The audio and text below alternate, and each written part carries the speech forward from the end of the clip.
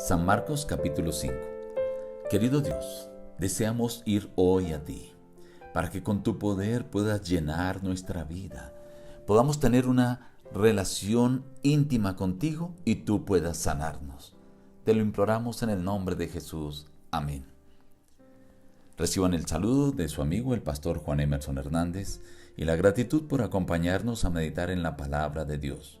Hoy meditaremos en la parte del capítulo 5.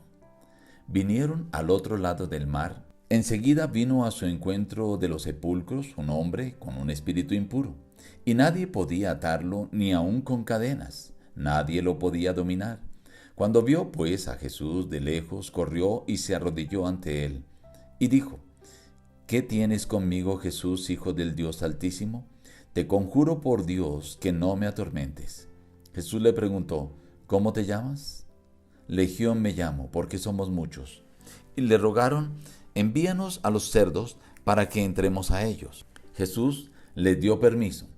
El hato se precipitó al mar por un despeñadero, y en el mar se ahogaron. Y la gente salió, llegaron a Jesús, comenzaron a rogarle que se fuera de sus contornos. El que había estado endemoniado le rogaba que lo dejara quedarse con él, pero Jesús le dijo: vete a tu casa, a los tuyos, y cuéntales cuán grandes cosas el Señor ha hecho contigo y cómo ha tenido misericordia de ti. Y todos se maravillaban.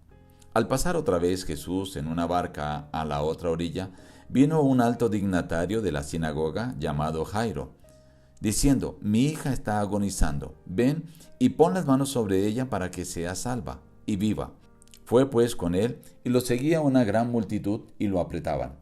Pero una mujer que desde hacía 12 años padecía de flujo de sangre, se acercó por detrás de la multitud y tocó su manto, porque decía: si toco tan solo su manto, seré salva.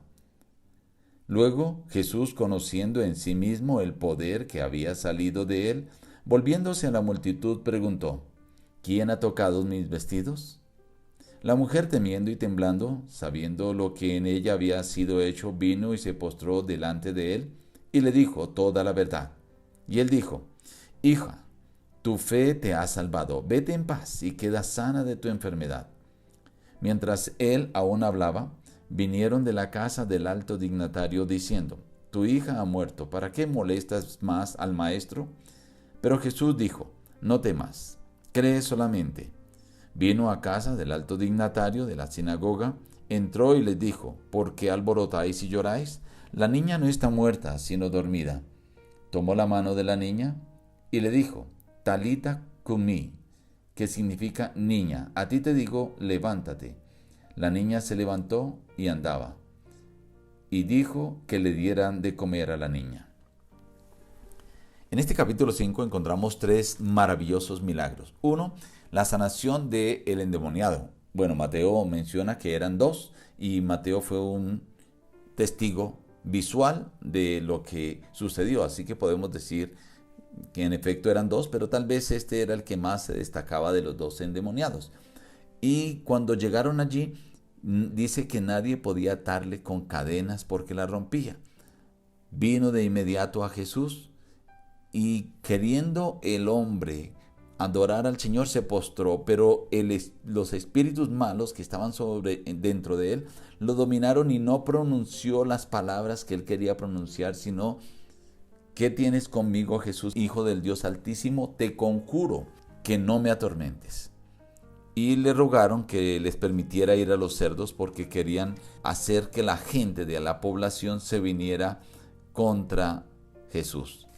Jesús le permitió y los cerdos se ahogaron y la gente pidió a Jesús que saliera de aquel lugar. Esto lo vimos ya en el capítulo 8 de San Mateo. Pero algo que no analizamos allí fue lo que pidió este endemoniado. Dice que le rogaba, después de haber sido liberado, que le permitiera ir con él. Él quería estar al lado de Jesús. Jesús le dijo: vete a tu familia, a tu casa y cuéntale lo que Dios ha hecho contigo. Jesús necesitaba un testigo allí en aquella región de Decápolis, que no eran israelitas en su mayoría. Así que por esa razón lo dejó allí para que fuera un testigo. Pero luego vienen los otros dos milagros. El de el centurión Jairo, que pide para que su hija sea sana, pero Jesús se detiene en el camino. Mientras tanto la hija muere, y cuando le dicen que ya no lo moleste más, el Señor Jesús dice: no, cree solamente. Fue hasta la casa y lo sanó. La fe, que creyera, que confiara. Y el Señor resucitó a aquella niña. Pero lo que sucedió en el intermedio es la sanación de aquella mujer que hacía 12 años padecía de flujo de sangre. Esto la colocaba en un lugar muy desfavorable. Primero, la rechazaban por ser mujer. Segundo, por estar enferma, entonces decían que era por su pecado. Y tercero, porque su enfermedad tenía que ver con una contaminación constante, porque al salir sangre, entonces quedaba contaminada y debía esperar por lo menos 8 días después de que terminara su flujo de sangre. Pero como era constante, entonces constantemente estaba contaminada. Por eso ella no se atrevió a ir a Jesús para presentarse y decirle: Señor, ¿me quieres sanar? Al igual que cuando llegaron los ciegos ante Jesús, Jesús sabía que estaban ciegos, pero les dijo: ¿qué queréis que yo haga?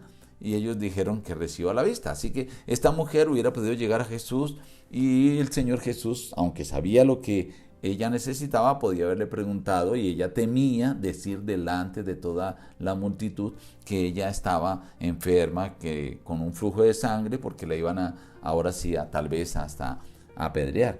Así que se acercó por detrás y decía: si tan solo toco el borde de su manto, seré salva.